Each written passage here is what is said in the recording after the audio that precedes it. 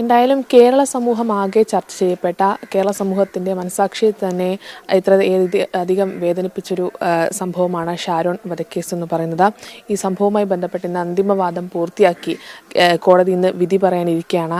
ഈ ഒരു സാഹചര്യത്തിൽ ഈ ഒരു സമയത്ത് ഷാരോണിൻ്റെ സഹോദരൻ നമുക്കൊപ്പം ചേരുന്നുണ്ട്. ഈ അന്തിമവാദം പൂർത്തിയാക്കി ഇന്ന് കോടതി വിധി പറയാൻ പോവുകയാണ്. എന്തായിരിക്കും ഈ കോടതി നിന്നുള്ള വിധി എന്ന് പ്രതീക്ഷിക്കുന്നത്? തീർച്ചയായിട്ടും ഞങ്ങളന്ന് പ്രതീക്ഷിച്ച പോലൊരു വാദം തന്നെയാണ് പ്രോസിക്യൂട്ടറും സാറും അന്ന് വാദിച്ചിട്ടുണ്ടായിരുന്ന കോടതിയിൽ. അപ്പോൾ അതിനുവേണ്ടിയുള്ള പോയിന്റ്സുകളെല്ലാം സാർ അന്ന് തന്നെ വ്യക്തമാക്കിയിട്ടുള്ളതാണ് കോടതി മുമ്പാകെ. അതുകൊണ്ട് അതിൽ ഞങ്ങൾക്ക് പ്രതീക്ഷയുണ്ട്, ബഹുമാനപ്പെട്ട കോടതിയിൽ വിശ്വാസമുണ്ട്. അപ്പോൾ ഞങ്ങൾ പ്രതീക്ഷിച്ച പോലൊരു വിധി തന്നെ ആയിരിക്കുമെന്നാണ് ഞങ്ങളുടെ ഒരു വിശ്വാസം. ഈ പ്രായത്തിൻ്റെ കാര്യം പറഞ്ഞിട്ടും അതിനൊപ്പം തന്നെ പഠിക്കാൻ അനുവദിക്കണമെന്നതാണ് പ്രതിഭാഗം കോടതിയിൽ ഉന്നയിച്ചൊരു കാര്യമെന്ന് പറയുന്നത്. അത് തീർച്ചയായിട്ടും അത് കോടതി അത് അംഗീകരിക്കുമോ അല്ലെങ്കിൽ അത് കാരണം ശിക്ഷയിൽ ഇളവ് കൊടുക്കുമെന്നോ ഞാൻ ഒരിക്കലും പ്രതീക്ഷിക്കുന്നില്ല. കാരണം അതൊരു തെറ്റായിട്ടുള്ളൊരു വാദം തന്നെയായിരുന്നു. കാരണം ഏത് പ്രായം കുറഞ്ഞ ഒരാൾക്കും അല്ലെങ്കിൽ ഇപ്പോൾ ഒരു 24 വയസ്സിൽ ചെയ്തൊരു കുറ്റകൃത്യമാണ്. അത് ഒരു പ്രായം കുറവാണെന്ന് എനിക്കൊരിക്കലും അക്സെപ്റ്റ് ചെയ്യാൻ പറ്റുന്നില്ല. അതുമാത്രമല്ല, ഒരു പഠിപ്പുണ്ട്, അതുകൊണ്ട് ഇളവ് ചെയ്ത് കൊടുക്കണമെന്നുള്ള ഒരു വാദം പ്രതിഭാഗം വക്കീൽ തന്നെ ഏത് വ്യൂവിൽ ചിന്തിച്ചിട്ടാണ് ആ ഒരു വാദം അവിടെ ഉന്നയിച്ചതെന്ന് എനിക്ക് അത് വ്യക്തമായിട്ടില്ല. കാരണം അത് അങ്ങനെ ആ ഒരു രീതിയിൽ വാദിക്കാൻ പോയി കഴിഞ്ഞാൽ സമൂഹം ഇനിയൊരു കുറ്റകൃത്യം ചെയ്യാൻ പോകുമ്പോഴത്തേക്കും എല്ലാവരും അതിൽ ഇൻഫ്ലുവൻസ്ഡ് ആകത്തില്ലേ എന്നാണ് എൻ്റെ ഒരു ചിന്ത. കാരണം ഇനി ആർക്കും ഒരു ക്രൈം ചെയ്യാനായിട്ട് ഒരു മിനിമം ഈ ഒരു ഏജ് കാറ്റഗറിയിലുള്ള ഒരു പെൺകുട്ടീനെ എടുത്തിട്ട് നല്ല പഠിപ്പുള്ള ഒരാളെ വെച്ചിട്ട് എന്ത് കുറ്റകൃത്യം ചെയ്യാം എന്നാണോ പുള്ളി ഉദ്ദേശിച്ചത്, എങ്കിൽ ശിക്ഷയിൽ ഇളവ് കിട്ടും എന്നാണോ ഉദ്ദേശിച്ചതെന്ന് എനിക്ക് മനസ്സിലായിട്ടില്ല. അതിലൊന്നും ഒരു ഇളവും കിട്ടത്തില്ല എന്ന് തന്നെയാണ് എൻ്റെ വിശ്വാസം. ബഹുമാനപ്പെട്ട കോടതിയിൽ പൂർണ്ണമായിട്ടുള്ള വിശ്വാസമുണ്ട്. കേസിലെ പ്രോസിക്യൂഷൻ്റെയും അതിനൊപ്പം തന്നെ പോലീസിൻ്റെയും ഇടപെടൽ ഏത് തരത്തിലായിരുന്നു? തീർച്ചയായിട്ടും ഭയങ്കര സപ്പോർട്ടീവ് ആയിരുന്നു. അത് എടുത്തു പറയേണ്ട ഒന്നാണ്. ഞങ്ങളുടെ അന്വേഷണ ടീം മെയിനായിട്ടും അന്ന് അന്വേഷണ ഉദ്യോഗസ്ഥനായിരുന്ന ജോൺസൺ സാറ്, ഒരു 90% ജോൺസൺ സാറായിരുന്നു അന്വേഷിച്ചിരുന്നത്. അതിനുശേഷം റാഷിദ് സാറായിരുന്നു, രണ്ടുപേരും DYSP ആണ്. അതുകൂടാതെ അന്ന് അഡീഷണൽ SP ആയിരുന്ന സുൽഫീഖർ സാറിനും അന്ന് ഭയങ്കര സപ്പോർട്ടീവ് ആയിരുന്നു. ഇപ്പോഴും സാറ് കൂടെ ഉണ്ട്.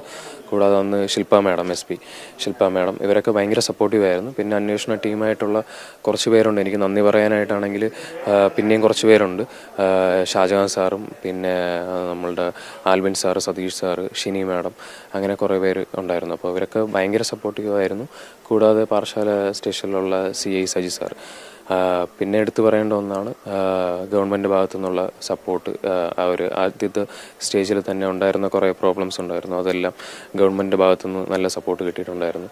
പിന്നെ മീഡിയാസിൻ്റെ അറ്റൻഷൻ അത് ഭയങ്കരമായിട്ട് സപ്പോർട്ടീവ് ആയിട്ടുണ്ട്. കൂടാതെ ഏറ്റവും എടുത്തു പറയേണ്ടതാണ് ഞങ്ങളുടെ പ്രോസിക്യൂട്ടർ വിനീത് കുമാർ സാറായിരുന്നു ഞങ്ങളുടെ എല്ലാത്തിൻ്റെ ഒരു ബാക്ക് ബോൺ എന്ന് പറയാം. അപ്പോൾ സാറിൻ്റെ ഒരു അത്രയും ഡെഡിക്കേഷനും ഹാർഡ് വർക്കും ഇതിൻ്റെ പിറകിലുണ്ട്.